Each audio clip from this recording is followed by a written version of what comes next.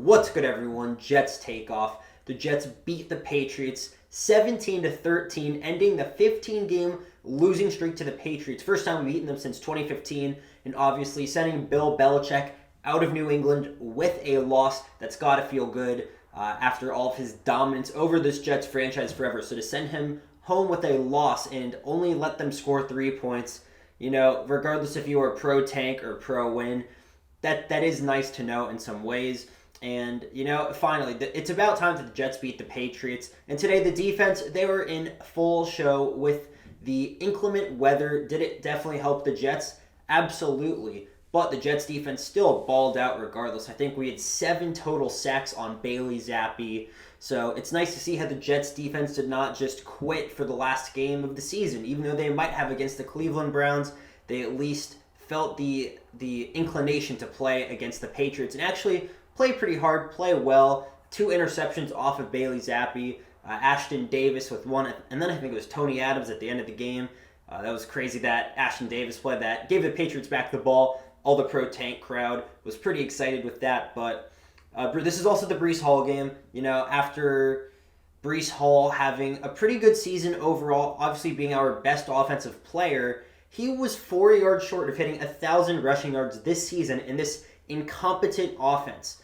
That was pretty cool. I mean, it sucks that he's 4 yards short, obviously, but he was gashing the Patriots, averaging, I think it was either 4.7 or 4.8 yards per attempt. Had that touchdown at the end to seal the deal. That touchdown ended the game. That basically ended Bill Belichick's Patriots tenure. So I guess that can be a good thing to look at it. Is Breece Hall, he finished strong heading into next season.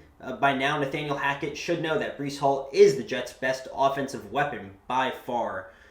For the Jets receiving game, not much at all. Garrett Wilson got hurt at the end, but it was the last game of the season, so he should be fine heading into the start of next season, which is good. So, it is nice to beat the Patriots in some ways. In other ways, it's not going to. Personally, I'm just going to jump into this. I was more so rooting for a loss. I'm not going to lie. Because the Patriots now are guaranteed a top 3 pick. If the Commanders somehow pull off a miracle win against the Cowboys, they can move up to number 2. So that could put the Patriots in play for Jaden Daniels or Drake May. Those are going to be the 2 guys who are going to be available after Caleb Williams, obviously.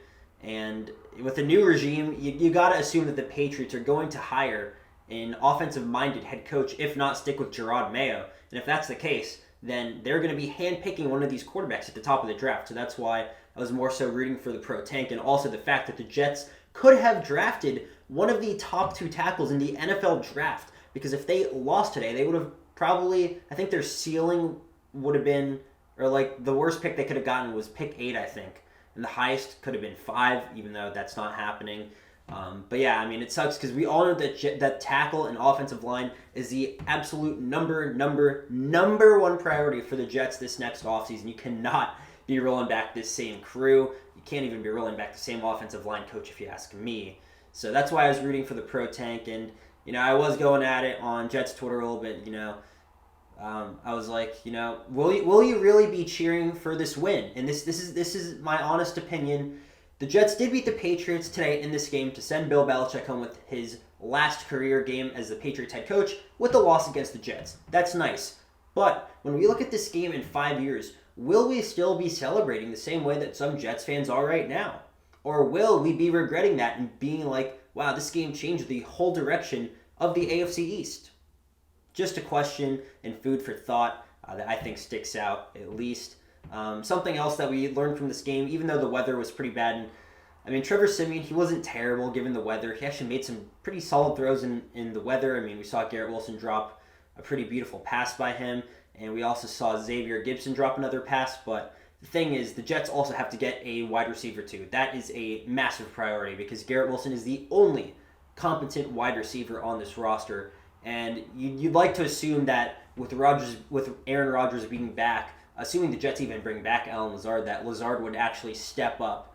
But I'd say even at that, Lazard is probably wide receiver 3 at best, excuse me. So, yeah, a lot of questions heading into the offseason. Obviously, I'll be making a ton of content on that. But today's victory against the Patriots, it is nice to send them off, or to send Bill Belichick off with a loss in his final game as head coach of the New England Patriots. Is it also a little bit scary given their draft order? Yes, I'd say that's extremely scary, but I understand both sides, and I don't think either of them should be criticized necessarily. So, disappointing season though, 7-10, same record as last season, but the circumstances behind these two seasons make last year's 7-10 a lot better than this year's 7-10. This year's 7-10 has like a stench to it. Like it has an odor. It doesn't feel good. Last season it was because the Jets somewhat overachieved. They were 7-4 at one point, and then they just collapsed. But this season it was plagued by ineptitude, horrible coaching, fireable offenses by the general manager, bad quarterback play, horrible offensive line, a Fail Mary, or not the Fail Mary, but the wait, was it called the Fail Mary? No. Oh, I forgot what it was called. But the Black Friday game. It's like there's so many things that happened to the Jets this season that are like, oh my god. But yeah, that's it. That's a wrap on the 2023 season.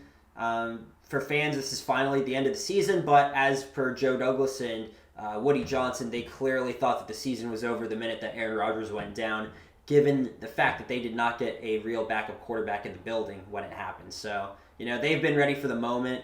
They've all been looking forward to next year, but we as Jets fans have had to sadly endure this football team and accept the fact that ownership and the general manager simply do not care about winning this season. They didn't care about winning the season. This is truly a wasted season, in my opinion.